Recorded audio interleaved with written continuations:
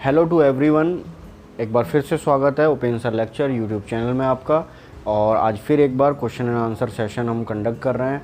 आपके सवाल जो कमेंट बॉक्स में मुझे मिलते हैं उनके आंसर मैं इस तरीके से देता हूं। तो शुरू करते हैं। और आज के वीडियो में काफ़ी कुछ इम्पोर्टेंट है, तो इसे पूरा देखिएगा ज़रूर ध्यान से। सबसे पहले हम शुरू करते हैं। लास्ट वीडियो मैंने एक इमेज बेस्ड वीडियो भी बनाया था। हमने इमेज बेस्ड वीडियो की सीरीज भी शुरू की है। पहला जो वीडियो था वो था जॉ थ्रस्ट मैनूवर पे, जिसका आंसर था ट्रिपल ब्रीथिंग एयरवे मैनूवर। तो एक स्टूडेंट्स ने पूछा था कि सर इसमें दो मैनूवर आते हैं, head tilt and chin lift manoeuvre, और दूसरा था जॉ थ्रस्ट मैनूवर, इसमें दो आते हैं। फिर इसका नाम ट्रिपल एयरवे ब्रीथिंग मैनूवर क्यों है, इसे क्यों कहते हैं ट्रिपल एयरवे ब्रीथिंग मैनूवर? देखिए, दोनों ही, चाहे हेड टिल्ट चिन लिफ्ट की बात हो या जॉ थ्रस्ट मैनूवर की, दोनों को ही ट्रिपल एयरवे ब्रीथिंग मैनूवर कहते हैं, क्योंकि ये हमारे एयरवे को तीन तरीके से पोटेंट करता है। जब हम जॉ थ्रस्ट में सुपाइन पोजीशन देते हैं और हेड को अपवर्ड करते हैं, तो एक वे से ये एयरवे को ओपन करता है। जॉ पे जब प्रेशर देते हैं, तब डाउनवर्ड प्रेशर जब हम देते हैं, तो दूसरा स्टेप होता है एयरवे को ओपन करने का। और थंब से हम चिन को भी फॉरवर्ड की तरफ करते हैं, तो माउथ ओपन हो जाता है, जिससे तीन तरीके से एयर वे ओपन हो जाता है। इसलिए इसको कहते हैं triple airway breathing manoeuvre. I think आपको आंसर मिल गया होगा। एक स्टूडेंट है आसिफ जी ने मुझसे पूछा है कि सर मॉसबी की कौन सी बुक बेस्ट है। तो देखिए, मैं आपको बताऊं कि मॉसबी की एनक्लेक्स पे बुक अलग अलग नहीं आती हैं, बुक एडिशन अलग अलग आते हैं। आप कोई भी एडवांस एडिशन ले सकते हैं। बुक थ्योरी प्लस क्वेश्चन की आती है और केवल क्वेश्चन की आती है। तो अगर आप सिर्फ क्वेश्चन और रैशनल सॉल्व करने में इंटरेस्टेड है तो ओनली क्वेश्चन वाली ले सकते हैं मॉसबी की। अदरवाइज पूरी कंप्लीट बुक जिसमें थ्योरी भी आती है वो भी आप ले सकते हैं। बट एडिशन लेटेस्ट लें, बुक डिफरेंट नहीं आती हैं। मॉसबी और सॉन्डर्स ये दो अलग अलग हैं। सॉन्डर्स अलग है, मॉसबी अलग पब्लिकेशन है, राइटर है। तो मॉसबी के बारे में आप पूछ रहे हैं कि कौन सी बेस्ट बुक आती है, तो मॉसबी की एक ही बुक आती है, एडिशंस अलग अलग आते हैं। तो जो भी लेटेस्ट एडिशन अभी चल रहा है, मुझे नहीं पता कि अभी इस समय कौन सा एडिशन चल रहा है, 20th या 19th जो भी है, आप लेटेस्ट एडिशन ले लें।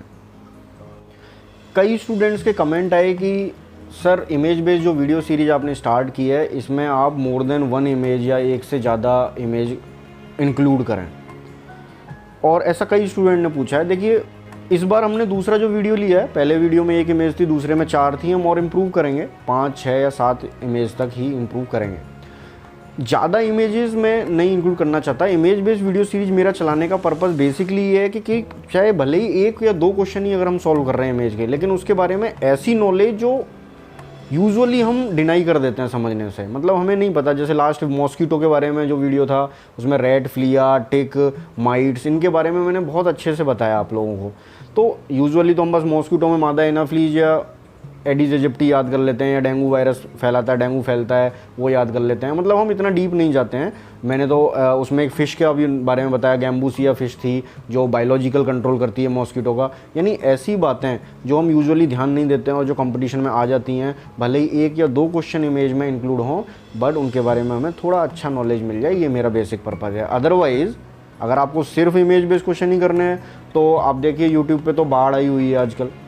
यूट्यूब पे तो क्वेश्चंस की बाढ़ आई हुई है, वीडियोस की बाढ़ आई हुई है। कितने सारे लोग वीडियोस बना रहे हैं, डाल रहे हैं, अच्छे भी हैं उनमें से। तो अगर आपको सिर्फ इमेज की बस देखनी और आंसर देना है, देखनी और आंसर देना है, सिर्फ अगर उस लेवल पे सॉल्व करना चाहते हैं, तो यूट्यूब पे बहुत सारे वीडियो भरे पड़े हैं। आप कहीं से भी अच्छे वीडियो लेकर आप सॉल्व कर सकते हैं। बट मेरा बेसिक पर्पज़ है 2 क्वेश्चन, 3 क्वेश्चन, 4 क्वेश्चन, या जितने भी क्वेश्चन उसमें इमेज के इंक्लूड करूँ, उनके बारे में ज़्यादा से ज़्यादा नॉलेज देना। एक और बात मैं बोलना चाहूँगा, बहुत पॉजिटिव फीडबैक मुझे मिल रहा है रिसर्च के वीडियो पे, मॉसबी के वीडियो पर, और साइकेट्री के भी वीडियो मैंने कुछ डाले हैं उसमें यूट्यूब चैनल पे। तो अब जैसे ही रिसर्च का नाम आता है, मुझे पता है आप लोगों के दिमाग में क्या चल रहा होगा कि सर रिसर्च के वीडियो नहीं आते हैं। तो उसी रिलेटेड मैं बात करना चाह रहा हूँ कि सबसे पहले तो आपका बहुत बहुत धन्यवाद, I am very thankful to you all, कि आप लोगों ने इतने कम समय में रिसर्च के वीडियो को इतना अच्छे से स्प्रेड किया है, और उस पर अच्छे व्यूज़ भी आ रहे हैं, लोग देख रहे हैं, लोग अप्रिशिएट भी कर रहे हैं, और लोग मुझे पॉजिटिव फीडबैक भी दे रहे हैं। ये बहुत अच्छी बात है, मेरे लिए भी ये बहुत अच्छा है। मुझे बहुत मुझे बहुत खुशी फील हो रही है कि आप लोग इतना पॉजिटिव रेस्पॉन्स मुझे दे रहे हैं। अब सवाल ये है कि ज़्यादातर कमेंट सिर्फ यही होते हैं कि सर रिसर्च के और वीडियो, सर हमारे एग्ज़ाम हैं, मतलब कुछ स्टूडेंट्स ने तो ऐसे लिख रखा है कि सर हमारे अगस्त या सितंबर में पेपर हैं और आपके रिसर्च के वीडियो नहीं आ रहे हैं, सर प्लीज़ रिसर्च के वीडियो दें। देखिए, मैं आपको पहले ही बता चुका हूँ, रिसर्च के वीडियो बनाने में बहुत टाइम लगता है और कोशिश हम कर रहे हैं कि लगातार वीडियो दिए जाएं। अब मैंने चैप्टर नंबर 3 स्टार्ट किया है और आपको 1-2 दिन में उसका वीडियो मिलने वाला है, और जैसे ही एक बार चैप्टर स्टार्ट होता है तो मैं कोशिश करता हूं जल्दी से जल्दी उसे ख़त्म करने की। तो देखिए, एग्ज़ाम अगस्त में आपके हैं, मैं समझ सकता हूं, या सितंबर में किसी के, तो किसी के नवंबर में भी तो हैं, किसी के जनवरी में भी तो होंगे, किसी के नेक्स्ट ईयर भी तो होंगे। तो सिर्फ हम एग्ज़ाम को ध्यान में रखते हुए विदिन 15 दिन रिसर्च ख़त्म नहीं की जा सकती।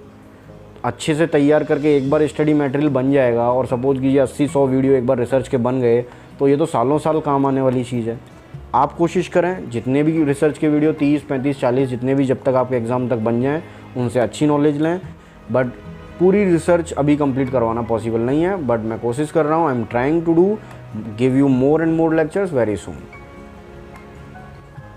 कुछ करंट वैकेंसीज़ के बारे में बात कर लेते हैं। लास्ट वीडियो में मैंने आपको करंट वैकेंसी के बारे में बताया था, उसके बाद भी कुछ और 1-2 वैकेंसी आई छोटी मोटी। ज़्यादातर वो रीजनल वैकेंसी हैं, जैसे आंध्र प्रदेश में आंध्र प्रदेश का डोमिसाइल मांगा है, इस तरीके से। आपके काम की अभी अगर ऑल ओवर इंडिया लेवल पे देखी जाए तो CRPF के फॉर्म हैं, और SGPGI जो अभी आने वाले हैं उसकी डेट अगस्त में इसी मंथ से स्टार्ट है। CRPF के फॉर्म में बहुत कन्फ्यूज़न हो रहा है। कई बच्चों के मैसेज आ रहे हैं कि सर 2 लिफाफे उसमें मांगे हैं, तो विद स्टैम्प मांगा है, तो ये कौन सा स्टैम्प है। देखिए, अगर उन्होंने लिफाफे मांगे हैं तो आप प्लेन लिफाफे उनमें और अपनी एक फ़ोटो उसके अंदर डाल के आप उन्हें भेज सकते हैं विद एड्रेस। उस पर लिखा हुआ है विद एड्रेस और स्टैम्प। और स्टैम्प मतलब अगर आपके पास कोई स्टैम्प है जिस पे एड्रेस लिखा हुआ है, वो स्टैम्प लगानी है उसके ऊपर। अदरवाइज़ विद एड्रेस खाली लिफाफे उनको भेजने हैं, जिससे वो एडमिट कार्ड आपको वहाँ से भेज सकें बाई पोस्ट। ऐसे भी कई बार होता है, तो ये प्रॉब्लम आ रही है। किसी को एक्सपीरियंस की कन्फ्यूजन हो रहा है कि सर इसमें GNM का नहीं दिया है, BSc का ऑप्शन नहीं दिया है, या BSc का दिया है GNM वालों का नहीं दिया है। आपके पास जो भी डिग्री डिप्लोमा है आप उसका लिख दें। अगर उन्होंने टेक्निकल, उसमें एक ऑप्शन है टेक्निकल क्वालिफिकेशन, तो टेक्निकल क्वालिफिकेशन में आपने अगर GNM है तो GNM लिख दीजिए, BSc है तो BSc नर्सिंग लिख दीजिए। ये कन्फ्यूजन बहुत हो रहा है स्टूडेंट्स को। एक वैकेंसी RML की पोस्ट भी देखी थी, 1-2 जगह स्टूडेंट्स पूछ रहे हैं सर वो फेक है या नहीं। देखिए, साइट पे तो ऐसी कोई वैकेंसी अवेलेबल नहीं है, तो आई थिंक अभी तो ये फेक ही मानी जाएगी, तो इसको फेक मान के चलें। और एक लास्ट 2-3 डेज़ पहले एम्स दिल्ली का कुछ एक लेटर आप लोग व्हाट्सएप से देख रहे थे कि उसमें 15 सितंबर कुछ लिखा हुआ था, तो बहुत सारे लोगों ने ये बताया कि दिल्ली एम्स की वैकेंसी आने वाली है या एग्ज़ाम 15 सितंबर को है। देखिए, उस लेटर को ठीक से पढ़िए, उसमें ऐसा कुछ क्लियरली नहीं लिखा हुआ है कि 15 सितंबर को एग्ज़ाम है। अगर हो जाता है तो दैट्स वेल एंड गुड, बहुत अच्छी बात है। बट उसमें लेटर में जो लिखा हुआ है वो मैं आपको बता देता हूँ। उसमें उन्होंने ये लिखा है कि एम्स रायबरेली या अदर जो एम्स हैं उनमें अगर नर्सिंग की वैकेंसी अगर वेकेंट हैं तो वो सारी वैकेंसी को इकट्ठा करके उनके एग्ज़ाम भी दिल्ली एम्स ही कराए, जो 15 सितंबर को एग्ज़ाम होता है उसमें।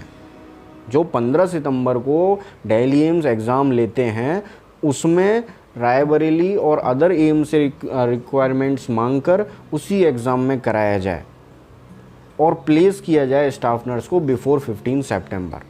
उस लेटर का मतलब ये है, लेकिन उसमें कहीं भी ऐसा नहीं लिखा हुआ कि फिक्स 15 सितंबर को एग्ज़ाम हो जाएगा। अगर हो जाता है तो बहुत अच्छी बात है, बट अभी इट्स लुकिंग क्वाइट टिपिकल।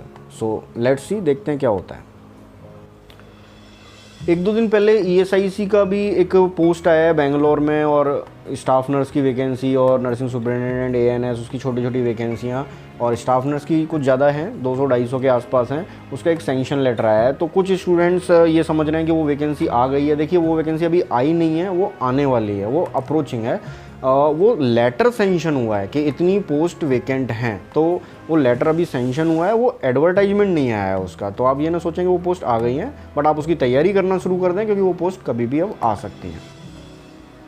एक एम्स पटना की फाइनल लिस्ट आ गई है, जो 4 हॉस्पिटल का एग्ज़ाम लगा था, 4 हॉस्पिटलों का कंबाइंड जो था उसकी 2 लिस्ट आई हैं, लिस्ट 1 और लिस्ट 2। तो कुछ स्टूडेंट्स जो लिस्ट 1 में नहीं आ पाए थे वो लिस्ट 2 में उनके नाम आए हैं। तो आप दोनों लिस्ट चेक कर लें एम्स पटना की 4 हॉस्पिटल वाले एग्ज़ाम की, जो फैब में लगा था आई थिंक, उस एग्ज़ाम की रिज़ल्ट है ये, तो वो भी आप देख लें एक बार। एक स्टूडेंट्स ने कमेंट बॉक्स में पूछा है कि सर एमएससी अगर हम साइकेट्री से कर लें और फिर उसके बाद पीएचडी कर लें तो can be practice as a psychiatrist और एज अ ओपीडी प्रैक्टिशनर। तो मैं आपको बताता हूँ, देखिए इंडिया में अभी नर्सेज को सेल्फ डिपेंडेंटली प्रैक्टिस करना ऑथराइज नहीं है। आप एमएससी कर सकते हैं, आप पीएचडी कर सकते हैं मास्टर्स के बाद, लेकिन आप एज ए ओपीडी या एज ए आप डॉक्टर इन फिलोसफी, पीएचडी की फुल फॉर्म क्या होती है, डॉक्टरेट इन फिलोसफी, तो आप मेडिकल फील्ड में आप डॉक्टर नहीं हैं, आप एज ए साइकेट्रिस्ट प्रैक्टिस नहीं कर सकते हैं। वो आपकी एक डिग्री है जो आपने की है अपनी मास्टर्स के बाद, तो आप साइकेट्रिस्ट नहीं कहलाएंगे और ना ही आप प्रैक्टिस कर सकते हैं सेल्फ पीएचडी के बाद भी। अभी फ़िलहाल इंडिया में ऐसा नहीं है, हालांकि फ़ॉरेन में आप साइकेट्री से मास्टर्स करने के बाद वहीं की यूनिवर्सिटी से अगर आप करते हैं तो इस तरह के कुछ रूल्स हैं। एक स्टूडेंट्स का कमेंट आया कि सर कॉम्पिटिटिव पर्पस से भी रिसर्च पढ़ाई जाए। मैं आपको बताता हूँ, देखिए ये जो हम पढ़ रहे हैं, क्या ये सिर्फ केवल एमएससी या बीएससी लेवल पर ही है ये रिसर्च? क्या ये कॉम्पिटिटिव पर्पस से नहीं है? कंपटीशन तो बहुत छोटी सी चीज़ है। अगर सपोज़ कीजिए आप कहीं से कोचिंग कर रहे हैं, सपोज़ कीजिए आप कहीं से नोट्स पढ़ रहे हैं, मैं नोट्स की जगह ये बोलूँ कि आप पूरी बुक पढ़ लें, मैं ये बोलूँ कि ओबीजी के नोट्स की जगह पूरी डीसी दत्ता पढ़ लें, तो क्या वो कंपटीशन की तैयारी नहीं हुई? वो ऑलरेडी कंपटीशन तो बहुत छोटा सा पार्ट है, हम तो पूरा सिलेबस पढ़ रहे हैं। अगर आप इतनी क्लासेस भी रिमाइंड कर रहे हैं, अगर इतना भी रिवाइज कर पा रहे हैं, तो आप ऑलरेडी कंपटीशन की तैयारी कर रहे हैं। तो ये वीडियो कंपटीशन के हिसाब से तो इम्पोर्टेंट हैं ही, as well as BSc and MSc nursing syllabus wise ये रिसर्च के वीडियो बन रहे हैं। तो आप इन्हें देखते रहें और मुझे फीडबैक देते रहें। कुछ स्टूडेंट्स ने मुझसे ये क्वेश्चन किया है कि सर सॉन्डर्स और मॉसबी के अलावा एक लिपिनकॉर्ड की बुक है, वो कितनी इम्पोर्टेंट है दिल्ली एम्स के लिए? तो देखिए, पढ़ाई का तो अंत है नहीं, पढ़ाई तो आप जितनी करते जाएंगे उतना ही अच्छा है। अगर आप सॉन्डर्स कई बार पढ़ चुके हैं, मॉसबी कई बार पढ़ चुके हैं, तो ठीक है, एक एडिशनल आजकल स्टूडेंट्स प्रेफर कर रहे हैं लिपिनकॉर्ड की बुक भी, और 15-20 क्वेश्चन अगर डेली रूटीन में हम साइड बाई साइड लिपिनकॉर्ड भी पढ़ते रहें तो इसमें कोई बुराई नहीं है। एक हमारा कॉन्फिडेंस ही बढ़ेगा कि हाँ, हमने ये वाले क्वेश्चंस भी कर रखे हैं या इस पैटर्न के क्वेश्चन भी कर रखे हैं। तो कोई भी अच्छा टीचर कभी बुक पढ़ने के लिए मना नहीं करेगा। तो आप ये पूछ रहे हैं कि लिपिनकॉर्ड मुझे पढ़नी चाहिए नहीं, तो why should I denied you, मुझे क्यों मना करना चाहिए? तो आप सॉन्डर्स पढ़ें, आप मॉसबी पढ़ें, आप लिपिनकॉर्ड भी पढ़ सकते हैं, एज योर विश। आपकी कैपेसिटी है कि आप ज़्यादा से ज़्यादा क्वेश्चन निकालें। बहुत सारे student frequently they are asking sir when the coaching will open. तो देखिए, ये जो टाइम ड्यूरेशन हमने निकाला है लॉकडाउन वाला, अब अनलॉक से होकर गुजर रहा है। अनलॉक 1 में कुछ चीज़ें ओपन हुई, अनलॉक 2 में कुछ और हुई, और अब 1 अगस्त से अनलॉक 3 स्टार्ट हुआ है। तो बहुत सारी चीज़ें ओपन हो गई हैं, बस लास्ट में एजुकेशन सेक्टर अभी अनलॉक नहीं किया है। तो मोस्ट प्रोबेबली हम ये मान के चल रहे हैं कि 31 अगस्त तक ये रोक है, और अनलॉक 4 जो आएगा उसमें एजुकेशन सेक्टर में भी जो रेस्ट्रिक्शंस लगी हुई हैं वो हट जाएंगी। तो वेट करते हैं तब तक। आई थिंक सितंबर मुझे लग रहा है लास्टली कोचिंग और एजुकेशन सेक्टर के लिए अच्छा रहेगा, और जब तक ये जो कोरोना के केसेस हैं ये भी कंट्रोल में हो रहे हैं काफ़ी हद तक। तो देखिए, केसेस तो बढ़ ही रहे हैं, ऑब्वियस सी बात है, बट नंबर ऑफ़ सिवियरिटी कम हो रही है। आप लोग ये जानते हैं कि अब डेथ रेट भी 2 से नीचे हुई है, न्यूज़ में आपने देखा होगा, और रिकवरी रेट 65% के अराउंड चल रहा है। इवन कई स्टेट्स जैसे दिल्ली है, वहाँ का 89% तक रिकवरी रेट चल रहा है। तो we are going to in a positive direction, और मोस्ट प्रोबेबली वी होप कि वेरी सून कोचिंग में क्लासेस कंडक्ट करवाई जाएंगी, और मोस्ट प्रोबेबली 1 सितंबर हम मान के चल रहे हैं, 1 सितंबर या फर्स्ट वीक ऑफ सितंबर। सो ज़्यादा टाइम नहीं है, अब आप रिवाइज़ करना शुरू कर दें अपनी चीज़ें, क्योंकि लॉकडाउन में तो पढ़ाई हुई नहीं है। बार बार मैं आप लोगों से कहता रहा, लेकिन स्टूडेंट्स के फीडबैक ये आते रहे कि सर कितनी भी कोशिश कर लो, पढ़ाई नहीं हो रही है, यहाँ पे घर पे पढ़ाई हो ही नहीं रही है। तो अब आप ये रैशनल नहीं दे सकते, क्योंकि अब अगस्त स्टार्ट हो गया है और 20 to 25 डेज़ हैं and then we will return back to our work. और तब अगर वैकेंसी आती है तो फिर दिक्कत हो सकती है। तो अब तो एक बार रिवाइज कर लें पूरा सिलेबस, पॉजिटिव रहें, पॉजिटिव थॉट रखें। बहुत आसान लगता है सुनने में, बहुत आसान लगता है कहने में भी कि पॉजिटिव रहना चाहिए, पॉजिटिव थॉट रहने चाहिए। पॉसिबल कैसे है? अपने आसपास के जो माहौल है उसको अच्छा रखेंगे तो आप खुद सही रहेंगे। देखिए, पॉजिटिव रहने का एक तरीका ये है कि साइकेट्री में हम पढ़ते हैं कि माइंड के 2 पार्ट होते हैं। वैसे तो थ्योरेटिकली देखा जाए तो 3 होता है, conscious mind, semi conscious, unconscious. हम थ्योरेटिकली अभी नहीं पढ़ रहे हैं। बेसिकली माइंड को 2 पार्ट में हम मानते हैं कि एक कॉन्शियस माइंड होता है और एक अनकॉन्शियस माइंड होता है। तो कॉन्शियस माइंड जो होता है ये मालिक होता है हमारा, ये ओनर होता है। और जो अनकॉन्शियस माइंड होता है ये वर्कर है, मजदूर है, और it follow the command of conscious mind. Conscious mind की कमांड को कौन फॉलो करता है? Unconscious mind. यानी कॉन्शियस माइंड ऑर्डर देता है अनकॉन्शियस माइंड को, वही उसे मानना होता है। पर हमें पता नहीं लगता कि अनकॉन्शियस माइंड ऑर्डर फॉलो कर रहा है। तो कॉन्शियस माइंड मतलब जब हम जगे हुए होते हैं, जब हम चेतन अवस्था में रहते हैं, अगर हम उसमें फीलिंग, सेंसेशन, थॉट पॉजिटिव रखेंगे तो वो कैसा ऑर्डर जाएगा? अनकॉन्शियस माइंड को पॉजिटिव ऑर्डर जाएगा। अगर हम कॉन्शियस माइंड में हम नेगेटिव चीज़ें सोचेंगे या पूरे दिन में परेशान रहेंगे, ऐसा नहीं हो रहा, वैसा नहीं हो रहा, तो ऑर्डर भी कैसा जा रहा है? अनकॉन्शियस माइंड में नेगेटिव ही जा रहा है। तो अनकॉन्शियस माइंड के पास बुद्धि नहीं है, अनकॉन्शियस माइंड के पास खुद का सेल्फ इंटेलेक्चुअलाइजेशन नहीं है, कॉन्शियस माइंड के पास है। आप जानबूझ के पॉजिटिव सोच सकते हैं ताकि अनकॉन्शियस माइंड पे पॉजिटिव जाए, लेकिन अनकॉन्शियस माइंड के पास सेल्फ इंटेलेक्चुअलाइजेशन नहीं है, वो नहीं सोच सकता पॉजिटिव या नेगेटिव। वो कमांड फॉलो करेगा जो आपका कॉन्शियस माइंड देगा। ये बिल्कुल उस तरीके से है, मैंने कहीं पढ़ा था एक बुक में कि एक शिप होता है जो पानी में चल रहा है और उसका जो कैप्टन होता है वो पानी के ऊपर रहता है, जहाज़ पर किनारे पर खड़ा होता है। तो जो शिप का जो ओनर है, शिप का ओनर कॉन्शियस पार्ट है, और शिप के नीचे जो वर्कर होते हैं अंदर, जो शिप को चला रहे होते हैं, उन्हें तो पानी नहीं दिखाई दे रहा, उन्हें तो ये भी दिखाई नहीं दे रहा कि ये जहाज़ किस तरफ जा रहा है, राइट में जा रहा है, लेफ्ट में जा रहा है। ऊपर से जो कैप्टन ऑर्डर दे रहा है वो ऑर्डर बस अंदर बैठे हुए लोग फॉलो कर रहे हैं और वो जहाज़, वो शिप अपनी मंजिल तक पहुंच रहा है। तो कॉन्शियस माइंड वो उस जहाज़ का, उस शिप का ओनर है जो ऑर्डर दे रहा है, जो देख रहा है चीज़ों को, जो फील कर रहा है हर चीज़। लेकिन वर्कर अनकॉन्शियस माइंड है, वो बस वो ऑर्डर फॉलो कर रहे हैं जो ओनर दे रहा है। बिल्कुल इसी तरह हमारे साथ होता है। अगर हम आसपास का माहौल जानबूझकर भी अगर पॉजिटिव रखेंगे तो अनकॉन्शियस माइंड भी वही फॉलो करने वाला है। उसके पास खुद की समझ नहीं है, खुद का दिमाग नहीं है। तो कोशिश करें।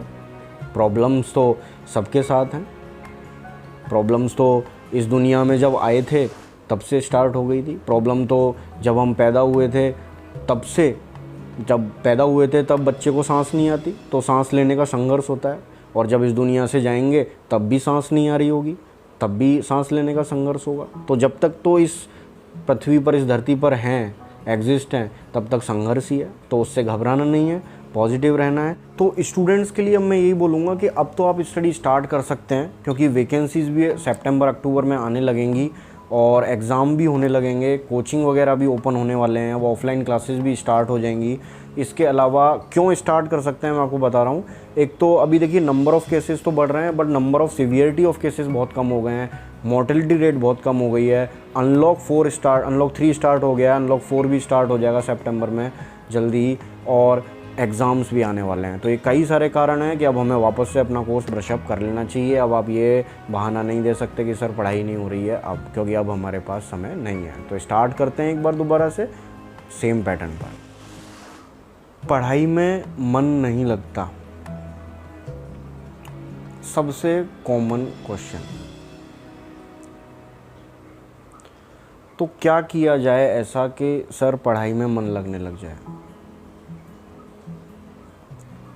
देखो, ये मेरा व्यू है जो मैं आपको शेयर कर रहा हूँ कि हम पढ़ रहे हैं, हम 3 घंटे पढ़ रहे हैं, हम 4 घंटे पढ़ रहे हैं, हम 5 घंटे पढ़ रहे हैं, बट हमें ये पता नहीं है कि हम पढ़ क्यों रहे हैं, पढ़ क्यों रहे हैं हम, मतलब पढ़ के क्या होगा आगे, ये ही स्टूडेंट्स को पता नहीं है। और इसलिए उनके अंदर जुनून ही नहीं बन पाता, इंटरेस्ट ही नहीं बन पाता पढ़ने के लिए। वो इंसान लकी है जिसे ये पता है कि उसे जीवन में क्या करना है। मतलब ऐसा तो है नहीं कि पढ़ने के बाद सारे ही लोग गवर्नमेंट जॉब में चले जाते हैं, ऐसा तो नहीं है। अलग अलग सेक्टर्स में अलग अलग लोग जाते हैं, लेकिन कुछ को तो पता ही नहीं होता है कि वो पढ़ क्यों रहे हैं, उन्हें किस सेक्टर में जाना है उन्हें यही नहीं पता, वो हमेशा कन्फ्यूज़ रहें। तो जिस इंसान को ये पता है कि उसे जीवन में क्या करना है, वो लकी मानता हूँ मैं उसे। क्यों? क्योंकि उसे, अगर उसे ये पता है कि उसे क्या करना है, इसका मतलब अब उसे कुछ नहीं करना है लाइफ में, उसे कुछ करना ही नहीं है, क्योंकि उसे ये पता है कि मुझे सिर्फ यही करना है। और जो टारगेट है उसका, वो उसका पैशन बन जाता है। लेकिन 5 टारगेट हैं, अगर आप सोच रहे हो कि अगर इसमें नहीं लगे गवर्नमेंट जॉब में तो ये कर लूँगा, इसमें नहीं लगे तो बीएससी कर लूँगा या एमएससी कर लूँगा, इसमें नहीं लगे तो प्राइवेट में पढ़ा लूँगा, तो 10 तरह के टारगेट अगर आप बनाएंगे तो आप एक तरफ फोकस नहीं कर पाएंगे। तो आप पहले ये पता लगाइए कि हम पढ़ क्यों रहे हैं, तब आपका पढ़ने में मन लगेगा। 1-2 एग्ज़ाम में स्टूडेंट्स फेल हो जाते हैं, they get depress, sir selection नहीं हो रहा, सर मैंने तो सब कुछ पढ़ लिया, सर आपने जो जो बताया था सारी बुक्स पढ़ ली। हारने का शौक पालिए, ध्यान से सुनना मैं जो बोल रहा हूँ। हारने को अपना शौक बनाइए। जीतने वाला तो भीड़ में खो जाता है, हारने वाला हमेशा सिखाता है। तो if you want to educate others, learn how to fail. समझ में आई बात? ये 2-3-4 एग्ज़ाम में फेल होने के बाद आप डिप्रेस ना हो, हारना सीखें, क्योंकि a successful failure is always gate to succeed others. जल्दी ही मिलते हैं नेक्स्ट वीडियो में। Have a nice day and good luck.